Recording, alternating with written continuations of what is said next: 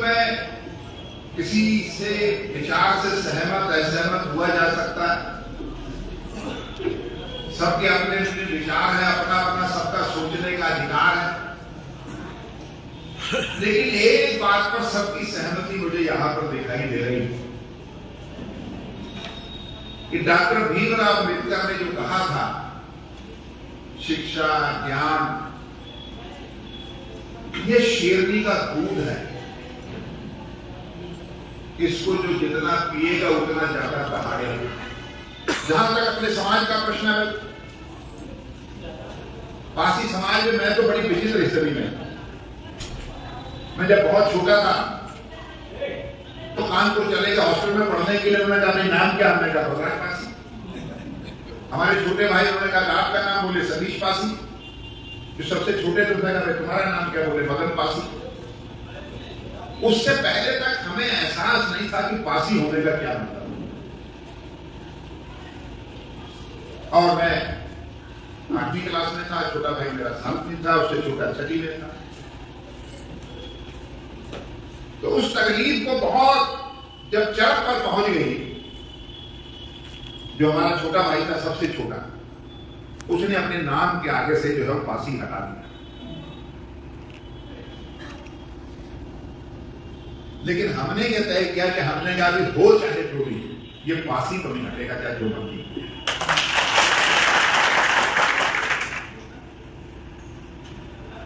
मेरा तो कोई सर्टिफिकेट भी नहीं है आरक्षण। मैं लोकसभा का चुनाव लड़ा 1991 में और बलराज पासी के नाम से ही लड़ा मैं।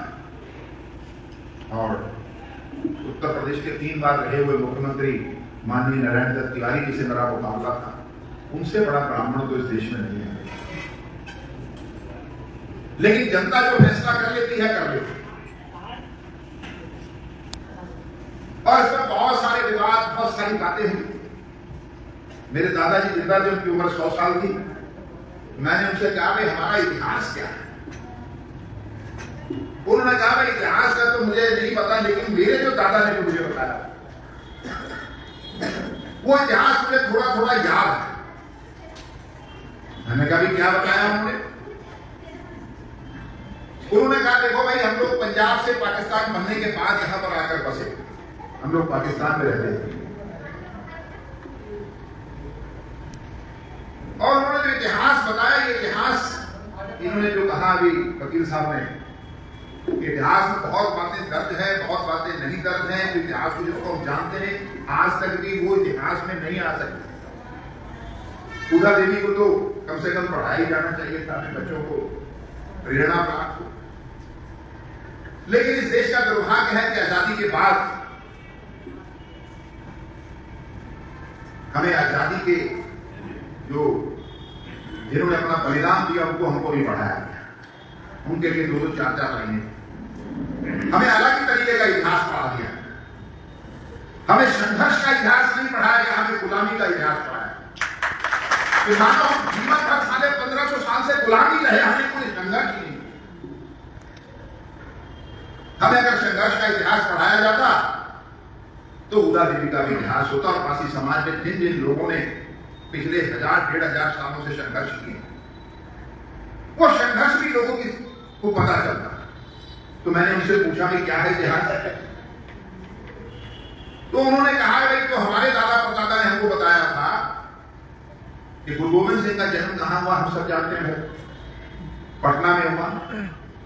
और गुरुदेव बहादुर जो थे वो आसाम से लौट रहे थे, वो छपरा में रुके, उसके बाद जो आके फिर पटना में रुके।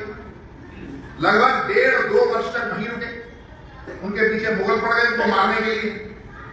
वहीं गुरु गोविंद सिंह पैदा हुए जिन्होंने बाद में खालसा पंथ की स्थापना की। अब उनको वहां से पटना से जो है पंजाब तक जाना था, निकलना था।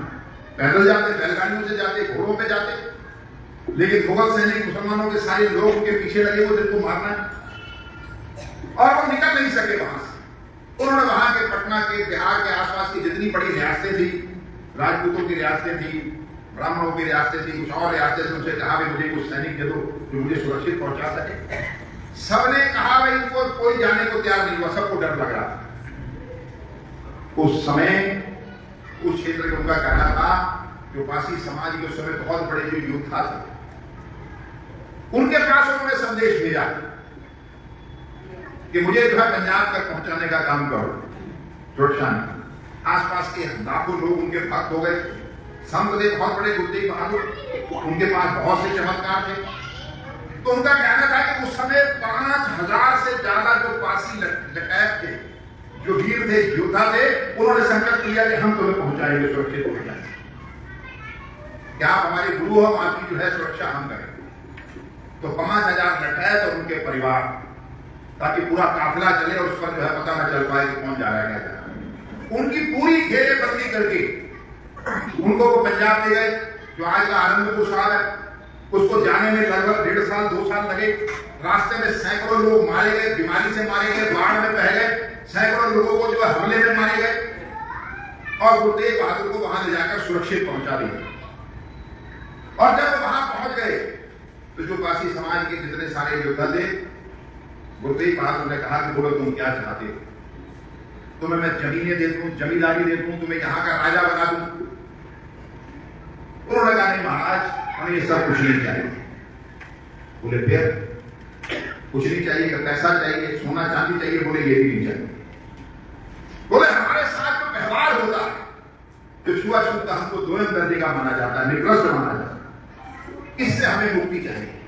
तो मेरे दादा ने मुझे बताया कि तब उन्होंने गुरुदेव बहादुर ने कहा कि जाओ, आज से तुम जितना सारा जो पासी समाज बैठा है, जो आज पाकिस्तान में भी कुछ छूट गए, पंजाब में भी यहाँ लाखों की तादाद में, कि सबको जो है अपना गोत्र जो है तुमको देता हूं, आज से तुम मेरे गोत्र से जो हो जाए। तो पासी तो लिखा, लेकिन छुआछूत से मुक्त करने का काम गुरुदेव बहादुर उस पासी समाज को किया। और मैं पंजाब के अनेक गांव में गया, कई गांव और पासियों के गांव है।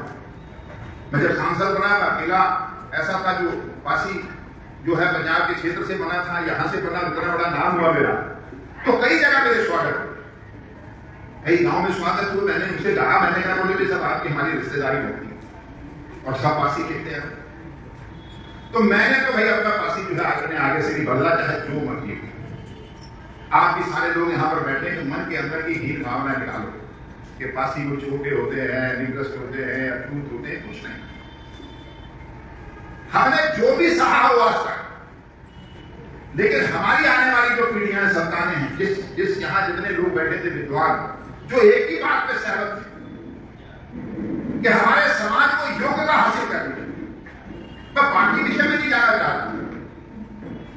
वकील साहब की नाराजगी होगी, बाकी और की नाराजगी होगी, प्रधानमंत्री ने ये नहीं किया, मुख्यमंत्री ने ये नहीं किया, पिछले किसी मंत्री ने ये कह दिया, उसने ये कह दिया, इस पर नहीं जाना चाहता। सब अलग अलग विचारधाराओं के लोग, सब अलग अलग राजनीतिक दलों के लोग।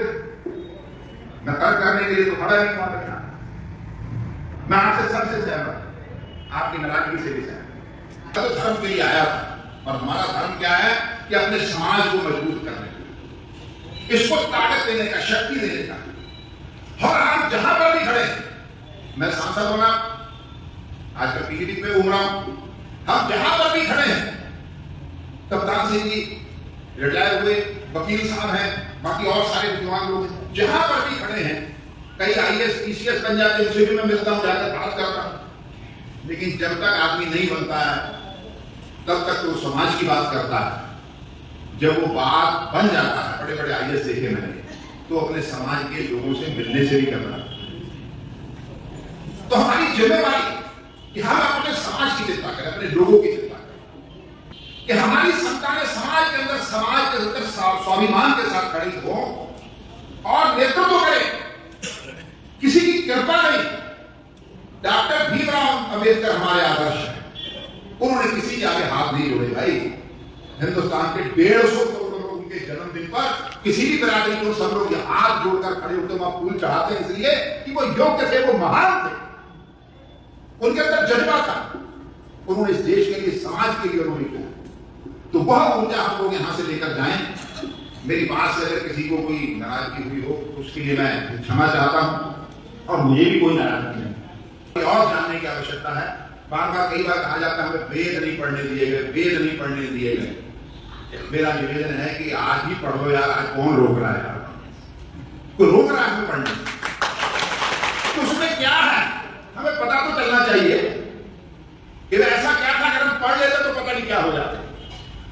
तुम्हें आज पढ़ दो, कौन रोक रहा है? अब तो लोकतंत्र है, डेमोक्रेसी है। अगर इस देश में से वो आरक्षण खत्म करने की हिम्मत करेगा तो सरकार में रह पाएगा भी वो? जनता उसको पकड़ कर खाएंगे, बहुमत तय करेगा, जनता तय करेगी, जनमत तय करेगा। हमारा विचार, हम सबको अपने विचारों को लेकर जाना चाहिए। अगर हमारा विचार सही होगा, जो आप लोग बैठे हैं, तो जनता उसको स्वीकार कर लेगी, जनता उसके साथ खड़ी हो जाएगी। मैं आप सब लोगों के साथ इस शुभ अवसर पर उदा देवी जैसी महान हमारे समाज की बेटी जिसने नेतृत्व किया, अपना बलिदान दिया, वास्तव में उनके नाम पर हम लोगों ने कार्यक्रम किया। और विशेष रूप से जो इस कार्यक्रम के जो अध्यक्ष हैं हमारे संस्था के, हमारे काशीराम जी लिखते हैं, काशीराम सोच जी, इनको मैं बहुत बहुत जो है धन्यवाद देना चाहता हूँ। इस काम को संख्या कम ज्यादा की चिंता नहीं करनी चाहिए। बहुत समाज को बदलने में थोड़े मुट्ठी भर लोग होते, भीड़ नहीं बदला करते, भीड़ तो हुर किया करते, और मुट्ठी भर लोग जो फैसला कर लेते, सारा समाज पर पीछे चलता है कि समाज के सभ्रांत 10 लोगों ने तय किया कि सही होगा, गलत नहीं होगा। समाज को सब लोगों को बहुत बहुत शुभकामनाएं देता हूँ, बहुत बहुत धन्यवाद।